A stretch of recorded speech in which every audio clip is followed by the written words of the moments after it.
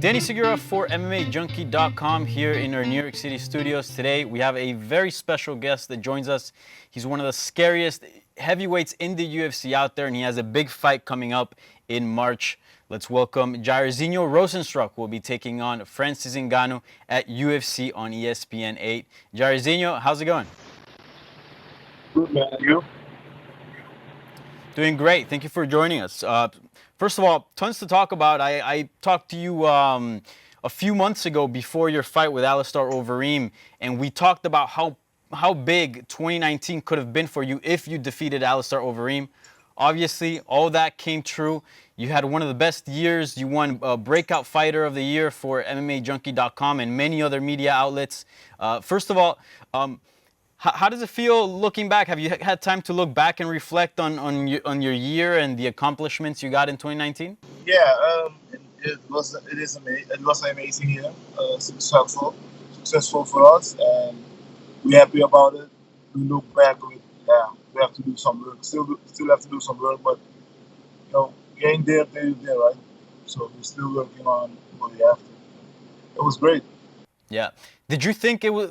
I mean, obviously, I know you're very confident and you believe in your skills, but did you think you could have such a good year? Because I mean, 4 wins, 4 KOs, and people are already talking about you potentially challenging for the belt in just 1 year. Yeah. I mean, I'm working, and I believe in what I do. So everything is possible. If it's today or tomorrow, we're gonna get it, and that's what we're working on. Me and my team, we believe hard in it, and I think it belongs to us, so we're gonna go get it. Yeah, and you had obviously so much success, and you still have a fight up ahead, as I mentioned with Francis Ngannou. Do you have to almost kind of ignore how much success you've had just so you don't get lost in that, or does it give you confidence? How do you feel about where you're at in the year? What has it done to your career? Nah, for me, basically, I'm doing this for a long time now, and when things like this happen, I try to focus on the goal. And yeah, if it gets too busy for me, I get right away in the gym, so I kind of avoid the noise and the hype around me. So that gives me more time to train, it gives me more belief in what I do. So I always do that and still doing it. Yeah. And you made a bunch of headlines all over the MMA community due to the reception you got back in your home country in Suriname. Were you expecting that sort of welcome? Because you got a welcome like you were a complete hero for the country. I mean, it seemed like the whole country was at the airport. Yeah, I didn't expect it, but as soon as we landed, everybody was singing the national anthem, and I was like, hey, man, it's really busy out there. And I thought it was only family and friends, but it was like, yeah, it was a lot of people, and it was nice, and we were happy. Everybody's happy. I'm happy that I'm in this position to represent my country in the world, and we're looking forward to keep doing that in the future. And you obviously rep your country within the UFC, and you're very proud of that. How good does it feel, that you represent that, but you're also getting backed up and supported by your country? It means a lot for me, and yeah, what can I say? It's nice, it's awesome, and I'm happy that I'm in this position. And you don't have to be humble here. How popular are you in Suriname? I mean, how crazy those things get when you're there? Nah, it's been really crazy when I was there. When I'm on the street, I cannot walk I can walk 10 meters in 5 minutes. I do it now in 45 minutes or half an hour. So it's crazy, and I'm trying to enjoy everything I'm going through. And if it's a little bit too much, I take myself back and try to stay focused on what I want to do and what to focus. Yeah, for sure. And before we now go into your bout with Francis Ngannou and talk about that, just really quickly, you had that fight with Overeem. The first few rounds were kind of rough for you, but you eventually did get the KO, and it was one of the best knockouts of the year. Anything you took away from that win? Any learning experiences? For me, yes, that fight was. I said it before the fight. Me and my team, we're gonna go in there and we're gonna change our life forever. So, sending a message to everyone: the way the fight go, we didn't expect that, but we were ready for it. We were prepared. Um, for me, for us, it's the first time I had so many minutes in the octagon, and it means a lot because you learn a lot. You get the feeling more. Every time I go in the octagon, I win the first round. I win the second round. It's fast. You don't do too much in the octagon. This time was different, and we learned a lot, and we're happy about it, and we still got the win. So that's the most important. That counts. So we're happy and we learned a lot, and we're looking forward to the next one. Yeah, for sure. I'm sure it was very helpful to get all those minutes in rather than a quick KO. But nonetheless, the result was the same. So let's talk about Francis Ngannou. Do you think you've versed some really good strikers? Obviously, like Andrei Arlovsky has been known for his striking. Alistair Overeem, obviously known for his striking. Now Francis Ngannou, obviously known for his striking as well, but maybe in a different way. Do you think Ngannou is the best striker you've faced in the UFC? I don't think it's the best striker I'm going to face, but I think it's the biggest challenge, and we believe we put him away. Yeah. So, it's a fight. It's going to go back and forth. Who lands first? Who can take a shot? Who cannot? So, we're going to see the 28th of March. People always talk about Ngannou's power. Like, that's something that catches everyone's attention. I'm curious, what do you make of it? Are you as impressed as others? I've fought a lot of strong guys before.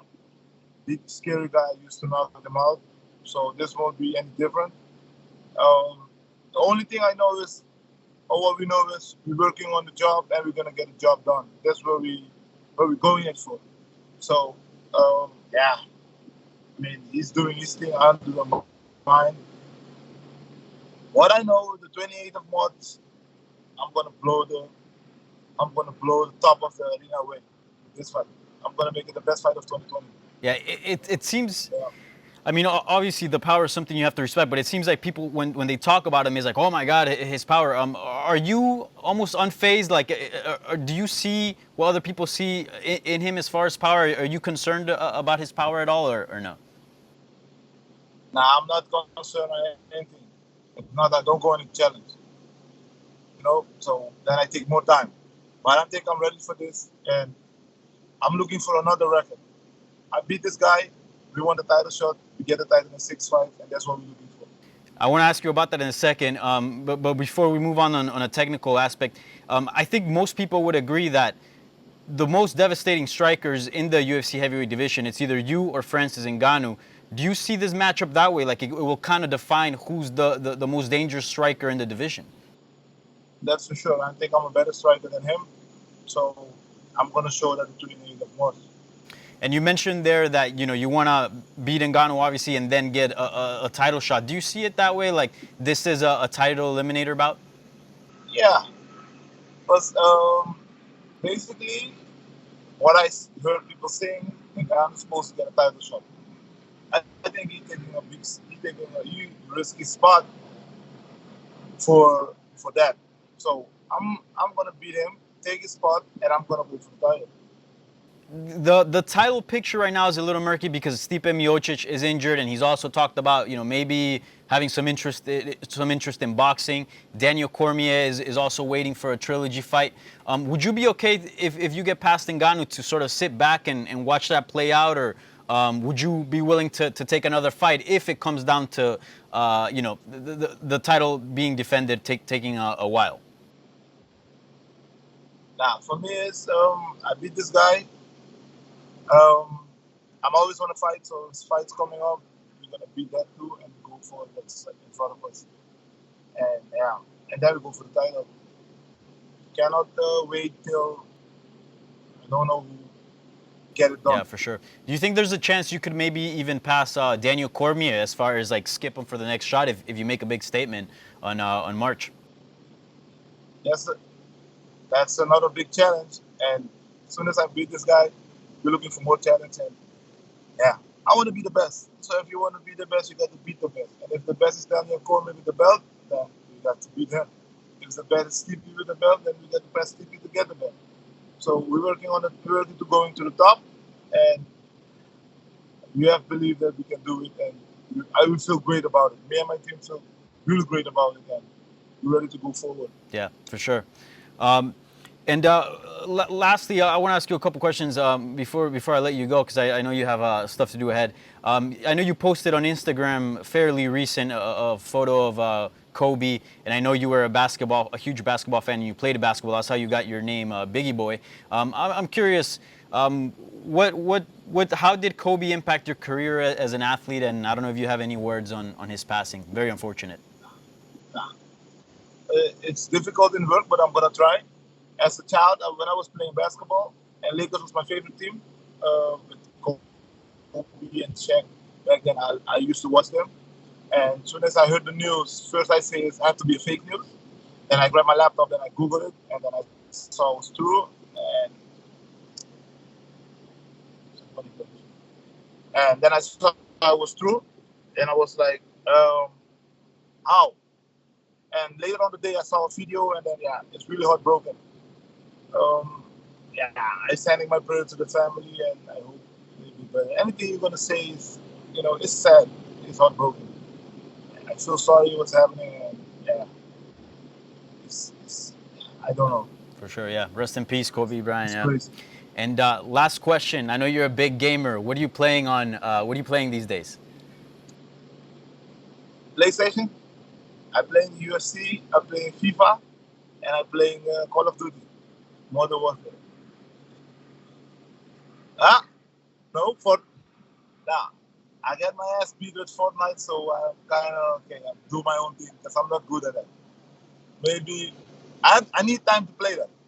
So, but recently I don't have too much time to do those things. More in the gym, tired, get rest. So, no Fortnite for me. Especially you, because you're fighting like every couple of months. You're fighting a lot, yeah. Yeah, and I like it. I like it. I used to fight a lot also with kickboxing when I did Muay Thai. I fought sometimes 6, 7, 8 fights a year. So for me, it's normal to be so active a year. Yeah, for sure. Well, Jairzinho, thank you so much for joining me in this interview. I appreciate you taking time out of your day to do this.